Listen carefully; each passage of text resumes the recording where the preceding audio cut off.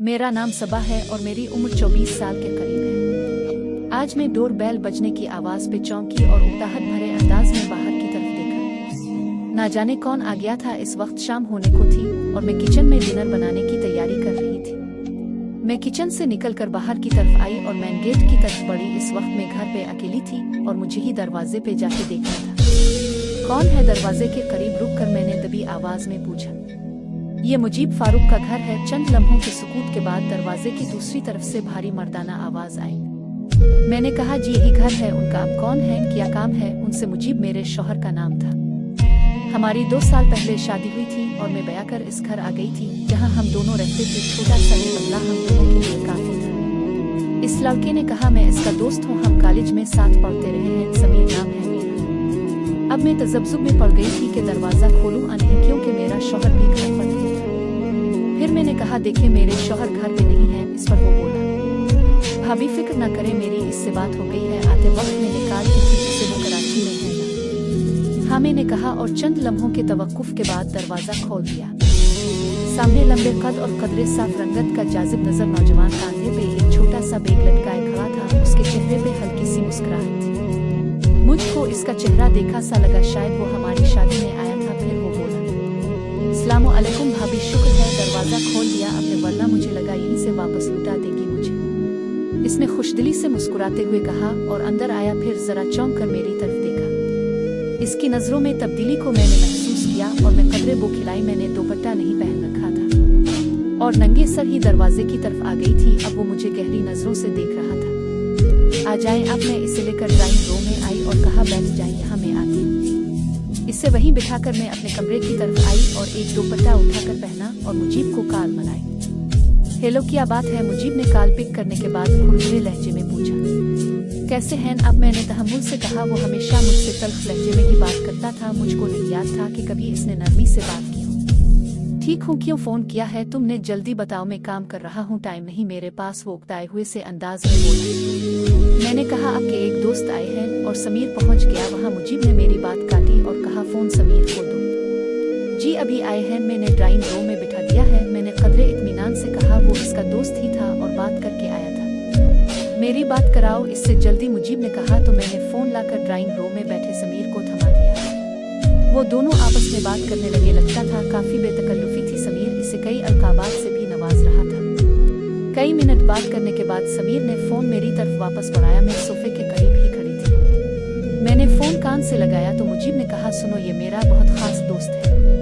मैं भी कई बार उनके घर जाता रहा हूँ। इससे यहाँ कोई मसला नहीं होना चाहिए, ठीक है? आखिर में इसका लहजा सख्त हो गया था। ये शायद कुछ दिन यही रहे, तुम ख्याल रखो इसका, तब तक मैं भी आ जाऊंगी। मैंने कहा, ठीक है, फिक्र ना करें, मैं उनके लिए गेस्ट रूम खोल देती हूँ, ठीक है? मुजीब ने कहा और फोन बंद कर दिया। आए, मैं आपको रूम में छोड़ आऊँ? मैंने समीर से कहा जो सोफे पे बैठा मुझे ही देख रहा था। ये तो आपकी बहुत बड़ी नेकी होगी अगर आप मुझे जैसे थके हुए मुसाफिर को ठिकाना देते। इसने कहा तो मैं मुस्कुराई। मुजीब कई दिनों से कराची गया हुआ था और मैं घर में बुरी तरह तन्हाई का शिकार हो गई थी। आ तो टीवी देखती रहती थी या घर के छोटे मोटे कामों में खुद को मसरूफ रखती थी। कभी कभार तो उकता कर दीवारों से बातें करने लगती थी। अब समीर आया था तो इससे बात करके मेरी तन्हाई तो कम हो जाती है। गेस्ट रूम का दरवाजा खोलकर मैं भूरे रंग के कारपेट पर कदम रखती अंदर आई। वो मेरे पीछे अंदर दाखिल हुआ। गेस्ट रूम दरमियाने साइज का था, जिसके एक तरफ डबल बेड था, साथ ही एक साइड टेबल पड़ा था जिसके ऊपर छोटी मोटी चीजें पड़ी थी। सामने ही 2 सोफे रखे हुए थे। एक खिड़की थी जिसपे पर्दे पड़े हुए थे। कमरे के एक कोने में अटैच बाथरूम का छोटा सा दरवाजा था। ये रहा आपका रूम, अब इत्मीनान से यहाँ आराम करें, हर चीज यहाँ मौजूद है। यहाँ फिर भी किसी चीज की जरूरत हो तो मुझे बता दे। मैं इसकी तरफ मुड़कर बोली जो रूम का जायजा ले रहा था। मैंने इसे देखा, वो काफी परकशिश मर्द था, लेकिन इस वक्त चेहरे पे हल्की सी थकन थी। इसने इस बात में सर हिलाया तो मैं बाहर आ गई और वापस किचन में आकर काम में मसरूफ हो गई। लेकिन मेरा जहन जरा सा उलझ गया था। मैं मुसलसल अपने मेहमान के बारे में सोचे जा रही थी। अभी मेरा हल्का सा तारुफ हुआ था और मैं इससे ज्यादा बात नहीं कर पाई थी। मुझे नहीं पता था वो क्यों आया है और किसी होटल में क्यों नहीं ठहरा। इसकी और मुजीब की दोस्ती कितनी गहरी थी। इससे पहले मुजीब का कोई दोस्त ऐसे घर पे नहीं आया था। मुजीब बहुत सख्त मर्द था, लेकिन आज इसने खुद ही इसे घर पे ठहरा लिया। यकीनन उनकी दोस्ती खासी गहरी है। मैंने सोचा शाम गहरी होने लगी थी। वैसे तो मैं कुछ भी बना लेती, लेकिन अब मेहमान आया था तो इसकी पसंद नापसंद जरूरी थी। मैं यही सोचती किचन से निकलकर उसके कमरे की तरफ आई। दरवाजे के करीब रुककर मैंने दस्तक देने के लिए हाथ उठाया, मगर दरवाजा लॉक नहीं था और हल्का सा हाथ लगते ही खिल गया। दरवाजे से मेरी नजर अंदर आ गई। वो बेड पे चित लेटा सो रहा था, इसमें कपड़े भी नहीं। मैं धीमे कदमों से चलती अंदर आई और बेड से जरा दूर आकर खड़ी हो गई। वो एक हाथ सर तले रखे सो रहा था। मैं इसे यूं लेटे देख सर झटक कर जल्दी से बाहर निकल आई। ना जाने कब इसकी आंख खिली। इस्लामाबाद से कई घंटे की फ्लाइट लेकर वो लाहौर आया था और काफी थक चुका था।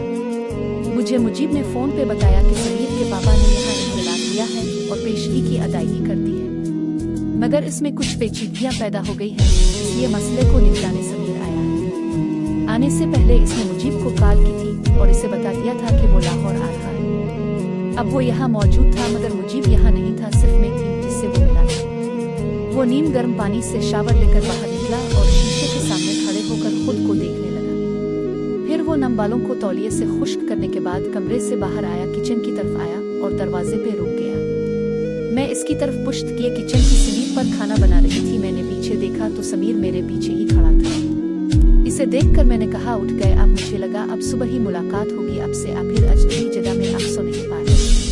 समीर बोला, नहीं सो तो मैं गया था, मगर शायद भूख ने फिर से जगा दिया। वो कुर्सी खींच कर वहीं बैठ गया। किचन में खाने की इश्तिहा अंगेज खुशबू फैली हुई थी। मैंने कहा, मैं आई थी आपके रूम में खाने का पूछने, मगर आप सो गए थे। समीर बोला, मेरी पसंद पूछने का क्या फायदा, मैं सब कुछ खा लेता हूँ। बहुत थक गया था तो सो गया, अब फ्रेश हो गया हूँ और भूख भी चमक उठी है। वो मुझको देखते हुए बोला। मैंने कहा, हाँ अब तो आपको मेरी पसंद का खाना खाना पड़ेगा, वैसे इतना बुरा नहीं बनाती मैं। वो बोला, ये तो खा के ही पता चलेगा कि कैसे बनाती है आप। इसने शरारत से कहा। मैंने अबरू सुकेड़ कर इसे देखा। मैंने कहा, ठीक है खा के बताइएगा। मैं खाना बर्तनों में डालकर टेबल पर रखने लगी और खुद भी टेबल की दूसरी साइड पे आ बैठी। दरमियान में सिर्फ टेबल हाई थी। मैं तीखे नए नक्श वाली लागी थी, शफाफ रंगत और गुलाबी तर्शे हुए होंठ और बड़ी बड़ी सियाह आंखें जो बोलते वक्त जरा छोटी हो जाती थी। समीर खाने की तरफ मुतवज्जे हो गया और हम इधर उधर की बातें करने लगे। वो मुझे यहाँ आने के मकसद के बारे में बताने लगा। तो कितने दिन रहेंगे यहाँ आप? मैंने पूछा। समीर चौंका और बोला, कई दिन लग जाएंगे। वैसे अगर आपको नहीं पसंद तो मैं शिफ्ट हो जाऊंगा किसी होटल में। वो खाना खाते हुए रसान से बोला। मैंने कहा, नहीं नहीं आप रहें यहाँ, मुझे कोई प्रॉब्लम नहीं है। मैं वैसे भी बहुत दूर हो जाती हूँ, कोई तो होगा जिससे बात कर पाऊँ। इस पर समीर बोला, हाँ मैं आ गया हूँ आपको कंपनी देने, अब आप अकेली नहीं। लेकिन आप अकेली क्यों रहती हो? मेरा मतलब मुजीब की फैमिली कहाँ है? मैंने कहा, हम अलग हो गए थे, शादी के फौरन बाद इस घर में शिफ्ट हो गए जो मुजीब को कंपनी की तरफ से मिला है। लेकिन हम लोग अब इसे किस्तों में खरीद रहे हैं, आधी कीमत अदा की जा चुकी है। मैं इसे बताने लगी। समीर मेरी मन भरी आवाज सुनता गया। कुछ देर के बाद मैं अपने रूम में सोने के लिए आ गई। कुछ देर यूं ही करवटें बदलती रही, मगर नींद का नाम निशान न था। जब से मुजीब गया था मुझे डर लगता था, तथा घर में रहने से हल्की आहटों पे मैं डर के जाग जाती थी। गो के मुजीब का रवैया मुझसे हमेशा तस्दीक आमेज रहा था। वो बहुत कम गुफ्तगू करता था, अजीब बेजार इंसान था। मुझको नहीं याद था अगर कभी हमने लगातार 5 मिनट से ज्यादा बात की हो। मुजीब को रात को एक खातून की कॉल आ जाती थी, जिन्हें सुनने के लिए वो छत पे चला जाता था। इसने कई बार मुझको दबे लफ्जों में बावर कराया था कि मुझसे शादी में इसकी मर्जी शामिल न थी। उनगिनत रातें मैंने रुकर गुजारी थी, फिर अपने नसीब पर सब्र कर लिया। हम दोनों बस जरूरत के तहत ही बात करते थे। ये सोचते सोचते ना जाने कब मैं सो गई, लेकिन रात के आखिरी पहर मैंने रोना ख्वाब देखा और चीख कर उठ बैठी। समीर की आंख शायद मेरी दबी दबी चीख से खिली थी। वो जल्दी में ही मेरे कमरे के दरवाजे पे आ गया और बाहर से ही बोला, क्या हुआ, तुम ठीक तो हो? मैंने कहा, यहाँ कोई है, मैं डरी हुई थी। समीर ने कहा, कहाँ पे? दरवाजा खोलो। चंद लम्हे बाद मैंने दरवाजा खोल दिया। वो अंदर आया और मेरे डरे हुए चेहरे की तरफ देखा। मैंने कहा, यहाँ कोई है? खिड़की में डरे हुए अंदाज में खिड़की की तरफ इशारा करते हुए बोली। मैं सो रही थी कि अचानक से खिड़की खिल गई। बहुत जोर से मैं आंखों में हरास लिए बोले जा रही थी। समीर ने कहा, अच्छा तुम फिक्र ना करो, मैं देखता हूँ। वो खिड़की की तरफ बढ़ा और उसका मुआयना किया। इसका शीशा सही सलामत था और वो खिड़की सिर्फ अंदर से खुलती थी, इसलिए बाहर से इसे तोड़े बगैर खोलना नामुमकिन था। फिर वो कैसे खिल गई? समीर उलझ गया। फिर मुझे कहने लगा, तुम इसे वाकई बंद करके सोई थी ना? मैंने कहा, हाँ मेरी आदत है, मैं दरवाजे, खिड़कियाँ और लाइट्स ऑफ करके सोती हूँ। ये किसी ने बाहर से खोला है। मैं अब भी जर्द चेहरा लिए कमरे के वस्त में खड़ी थी। समीर बोला, मगर रात को तुमने अपने कमरे की लाइट ऑफ नहीं की थी, मैंने देखा था। मैंने कहा, हाँ मुझे डर लग रहा था इसलिए रूम की लाइट ऑन रहने दी। मैं किस आई हुई सी बोली। समीर फिर खिड़की की तरफ मुतवज्जे हुआ और इसे बगौर देखा और चंद लम्हे बाद वो इसके खिलने का राज समझ गया था। वो हल्का सा मुस्कुराया। खिड़की अंदर से ही बंद होती और खुलती थी, लेकिन इसका हैंडल जरा सा ढीला हो गया था, जो हुआ के झुंकों से हिलता रहा था और बिलाखर खिड़की खिल गई थी। इसने खिड़की वापस बंद की और बोला, मेरे ख्याल से यहाँ कोई भी नहीं है, तुम इत्मीनान से सो जाओ। रिलैक्स होके खिड़की हुआ से खिल गई। मैंने कहा, हुआ से कैसे खिल सकती है? मैं बेयकीनी से बोली, किसी ने बाहर से खोली थी और वो अब भी बाहर होगा। समीर बोला, ऐसा कुछ नहीं है, तुम इत्मीनान से सो जाओ, ठीक है, सुबह बात होगी। मैंने देख लिया है, तुम्हें गलतफहमी हुई थी। वो कमरे से बाहर की तरफ बढ़ने लगा कि मैं उसकी राह में घायल हो गई और कहा, मुझे बहुत डर लग रहा है, मुझे नींद नहीं आएगी। खौफ जैसे मेरी आंखों में जिन सा गया था। मैंने कहा, थोड़ी देर यहाँ रह जाएं, अब फिर हम जाकर ड्राइंग रूम में जाके बैठते हैं। समीर बोला, ठीक है, तुम सो जाओ, तब तक मैं यहीं हूँ, लेट जाओ अपने बेड पे। मैं मुतज़ब्ज़ब सी अपने बेड की तरफ बढ़ी और बेड ग्राउंड से टेक लगाकर बैठ गई। समीर बोला, ऐसे नहीं, लेट जाओ, फिर नींद आएगी तुम्हें। वो मेरे करीबा बैठा था। मैं चंद लम्हे बाद आहिस्तगी से बेड पे दराज हो गई तो समीर बोला, तुम वैसे ही डर गई थी, कोई नहीं है यहाँ, अब सुकून से सो जाओ। कुछ देर के बाद मेरी आंख लग गई। सुबह हुई तो समीर नाश्ते के बाद जल्द ही घर से निकल गया। मुझसे इसकी ज्यादा बात नहीं हो पाई थी। मैं रात को अपने डर जाने की वजह से शर्मिंदा सी थी। समीर ने मुझे बताया था वो अपने प्लाट की तरफ जा रहा है इसके मालिक से मिलने। समीर चला गया तो मैं अपने घर के कामों में मसरूफ हो गई। शाम हुई तो दरवाजे पे दस्तक हुई। दरवाजा मैंने खोला तो बाहर समीर खड़ा था। इसे देखकर मैं मुस्कुराई और बोली, इतनी जल्दी आ गए? मुझे लगा बहुत देर लगाएंगे आप। हाँ, जिस बंदे से मुझे काम था वो मौजूद नहीं था, समीर ने कहा। मैंने कहा, ओ मतलब काम नहीं हुआ, चलिए कोई बात नहीं, कभी तो वो आएगा, मैं बोली और अंदर की तरफ बढ़ी। वो भी मेरे पीछे अंदर की तरफ आया और हम दोनों ड्राइंग रूम में आ बैठे। मैंने कहा, मैं तो बूढ़ हो गई थी सुबह से। इस पर समीर मुस्कुराया और बोला, बूढ़ नहीं हुई होगी, तुम्हें अपना मियाँ याद आ रहा होगा। वो दबी सी मुस्कुराहट लिए बोला। मैंने कहा, जी नहीं, घर में अकेले रह रह के बूढ़ हो रही थी मैं। क्या मतलब, तुम्हें शौहर नहीं याद आया? समीर ने मुझे छेड़ा। मैं खामोश हो गई। फिर समीर ने कहा, तुम दोनों की शादी कैसे हुई? मैंने कहा, किसकी शादी? समीर ने कहा, तुम्हारी और मुजीब की शादी कैसे हुई? लव मैरिज थी अरेंज? मैंने कहा, अरेंज थी। उनकी मामा मेरी मामा की दूर पड़े की रिश्तेदार है। उन्होंने मुझे किसी फैमिली फंक्शन में देखा था, फिर वो रिश्ता लेकर आ गई और 2 माह के अंदर अंदर सब हो गया। मैं शादी करके यहाँ आ गई। मैं बताती रही, आखिर में मेरी आवाज में उदासी सी खुल गई। फिर समीर बोला, वैसे वो बहुत खुशकिस्मत है। मैंने कहा, पर मैं नहीं हूँ खुशकिस्मत। में दबी आवाज में बड़बड़ाई, मगर समीर ने सुन लिया और बोला, ऐसे क्यों, तुम क्यों नहीं हो खुशकिस्मत? वो मेरे उदास चेहरे पे नजरें जमा के पूछने लगा। मैंने कहा, कुछ नहीं, वैसे ही कहा। मैं फीका सा मुस्कुराई और बोली, लंच किया है अपने आने? मैं मौजू बदलने की कोशिश कर रही थी। समीर ने मुझे तिरछी नजरों से देखा और बोला, बताओ क्या हुआ है तुम दोनों के बीच? इसने ठहरी हुई मध्यम आवाज में पूछा। मैंने कहा, क्या हो जाएगा? अगर मैं आपको बता भी दूं तो आप मेरी तकदीर बदल नहीं सकते। फिर मैंने कहा, मैं कुछ देर आराम करूंगी। मैं उठी और अंदर अपने कमरे की तरफ बढ़ी।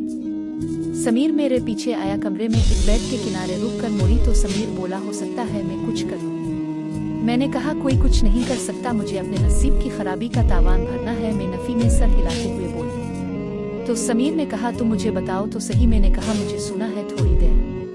इस पर समीर बोला, तो तुम नहीं बताओगी? फिर बोला, तुम सो नहीं पाओगी। वो भारी सी आवाज में बोला। मैंने कहा, क्यों? वो बोला, क्योंकि तुम डर जाती हो। याद है कल रात कैसे डर गई थी? मैंने कहा, हाँ, मुझे लगा कोई बाहर मौजूद है और खिड़की खोल रहा है, तभी डर गई, लेकिन इस वक्त नहीं डरती मैं। समीर ने कहा, इस वक्त नहीं डरती, लेकिन रात के वक्त डर जाती हो, अजीब बात है। मैंने कहा, क्योंकि रात को अंधेरा होता है ना। अब मैं खाना बना लूं, आपने भी नहीं खाया, मैं भी भूखी हूँ। मैं दरवाजे की तरफ बढ़ गई।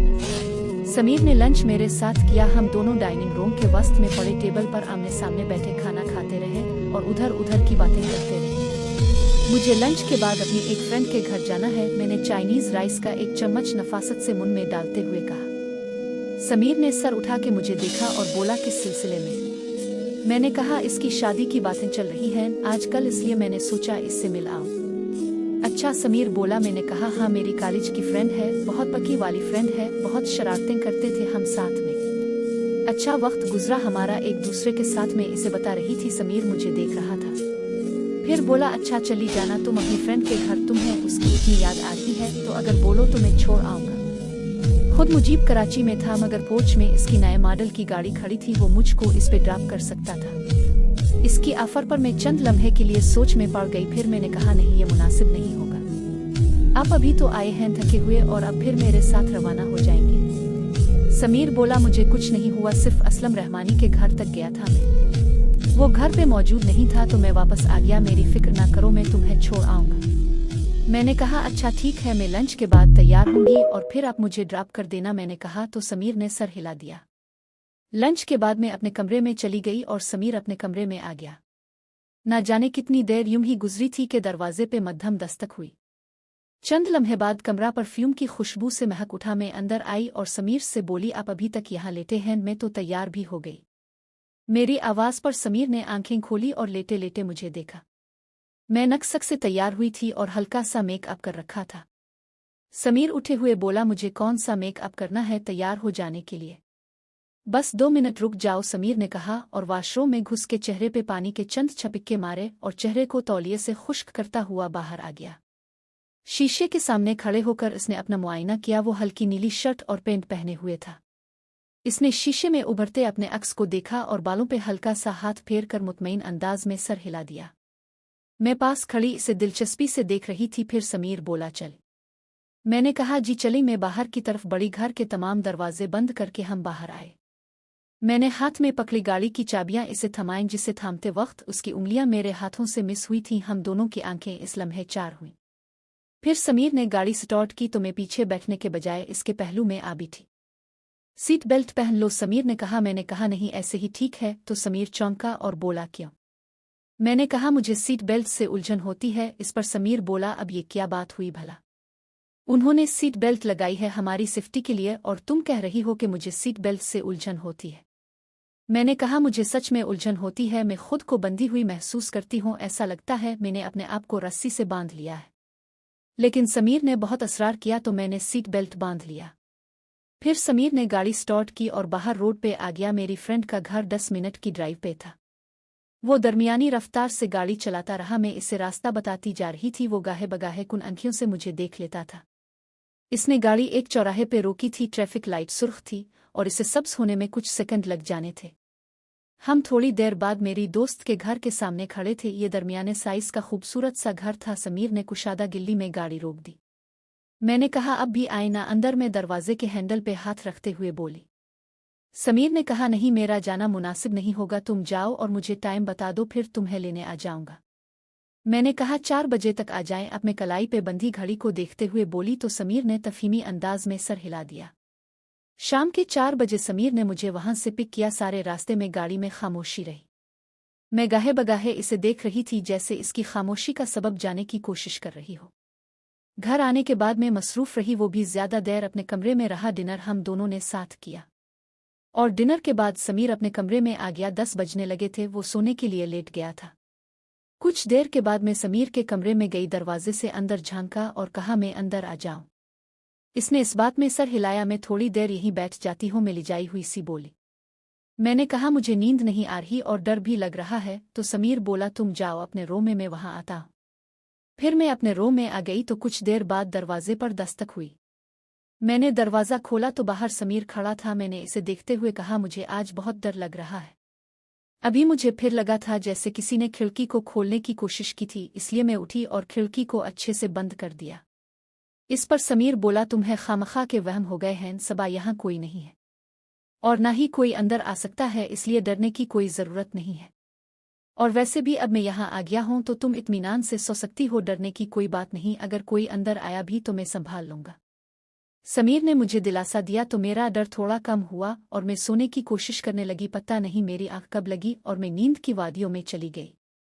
सुबह हुई तो समीर ने मुझसे पूछा मुजीब से बात हुई तुम्हारी? मैंने कहा हाँ सुबह हुई थी, 10 बजे के करीब फ़ोन किया था मैंने उन्हें। फिर बोला अच्छा क्या बात हुई? मैंने कहा कुछ खास नहीं, अभी उन्हें कराची में बहुत काम है, वो बता रहे थे कि कुछ दिन तक नहीं आ पाएंगे। समीर ने पूछा कितने दिन लगेंगे? मैंने कहा 2 दिन का वो बोल रहे थे, लेकिन ज्यादा भी लग सकते हैं, काम का बोझ काफी ज्यादा है। अगले दिन समीर 8 बजे के करीब ही घर से निकल गया। तब मैं नाश्ता बनाने में मसरूफ थी। इसने नाश्ता भी नहीं किया था और ऐसे ही चला गया। फिर मैं भी थोड़े घर के कामों में लग गई। लंच से जरा पहले वो घर आ गया। मैं ड्राइंग रूम में सोफे पे बैठी टीवी देख रही थी। समीर को आते देखकर मैं मुस्कुराई और टीवी की आवाज़ आहिस्ता कर दी। वो मेरे करीब आकर बैठ गया और बोला, क्या हो रहा है? मैंने कहा, कुछ नहीं, टीवी देख रही थी। सुबह से घर के काम करती रही, सफाई की, बर्तन धोए, खाना बनाया और अब फ्री होके टीवी देखने बैठ गई हूँ। मैं दिन भर की मसरूफियात गिनवाने लगी। समीर दिलचस्पी से सुनता रहा। फिर मैंने पूछा, आपका काम हुआ कि नहीं? वो बोला, काम अभी नहीं हुआ लेकिन हो जाएगा। समीर ने यकीन से कहा। मैंने कहा, अच्छा, आपने लंच नहीं किया होगा, मैं आपके लिए खाना लगा देती हूँ। ये कहकर मैं सोफे पर से उठी और किचन की तरफ बढ़ी। वो मेरे पीछे आया और टैब से हाथ धोए। तब तक मैंने टेबल पर कई बर्तन सजा लिए थे और खाना प्लेटों में डालने लगी। खाने की खुशबू फैली। समीर की भूख चमक उठी। वो कुर्सी खींच कर बैठ गया। समीर ने कहा, तुम नहीं खाओगी? मैं बोली, नहीं, मेरा दिल नहीं कर रहा खाने को। इस पर समीर ने कहा, क्यों, क्या हुआ है? मैंने कहा, वैसे ही दिल नहीं कर रहा, अब खाएं। वो बोला, ऐसे नहीं चलेगा सबा, चलो आओ यहाँ और खाना खाओ मेरे साथ। वो मुझे देखकर बोला। मैं टेबल की दूसरी तरफ कुर्सी की पुश्त पे हाथ रखे खड़ी हुई थी। फिर समीर ने कहा, आज मुजीब से बात हुई तुम्हारी? मैं बोली, नहीं। मैं सर झुकाकर बोली। समीर ने कहा, तुम इससे बात कर लो ना, कहीं मसरूफ होगा वो काम के सिलसिले में, तभी राब्ता नहीं कर पाया होगा। तुम कॉल कर लो, वो मेरा दिल रखने के लिए बोल रहा था। मैंने कहा, ठीक है, करती हूँ। ये कहकर मैं अपने रूम की तरफ चली गई। चंद लम्हों बाद में फ़ोन कान से लगाए अंदर आई। मुजीब था, कॉल पे पूछ रहा था समीर का। मैंने कहा, जी वो यही मौजूद हैं, अब बात करें उनसे। टेबल के करीब आकर मैंने स्पीकर ऑन करके फ़ोन समीर की तरफ बढ़ाया, जिसे इसने बुझे दिल से थाम लिया। कैसे हो? मुजीब ने कहा। समीर को इसकी आवाज़ अच्छी नहीं लगी। खैरियत से हूँ, तुम सुनाओ, कितने दिन रह गए हैं तुम्हारे कराची में? वो मुझको सुनाने के लिए बोला। मैं कुछ बर्तन संक में डाल रही थी और करीब ही मौजूद थी। मुजीब का कहा लगा कि हंसा, एक ही दिन रह गया है, कल पहली फ्लाइट से आ जाऊंगा। ठीक है, मैं तुम्हें एयरपोर्ट पे लेने आ जाऊंगा। ये कहकर समीर ने फ़ोन बंद कर दिया।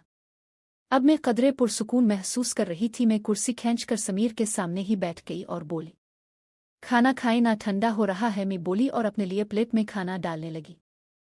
कुछ देर पहले मैं कुछ भी खाने से इनकार कर रही थी, मगर अब टेबल पे आ बैठी थी और ये शौहर से बात करने के बाद हुआ था। समीर ने बुझे दिल के साथ खाना शुरू किया। हर लुकमा इसे गिले में फंसता हुआ महसूस हो रहा था।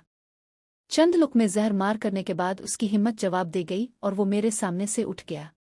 मैं रग़बत से खा रही थी और बोली, खाए ना, इतनी जल्दी उठ गए आप? मैं हैरान हुई। अगले दिन समीर बाहर छोटे से लॉन में टहल रहा था, मैं अंदर किचन में थी।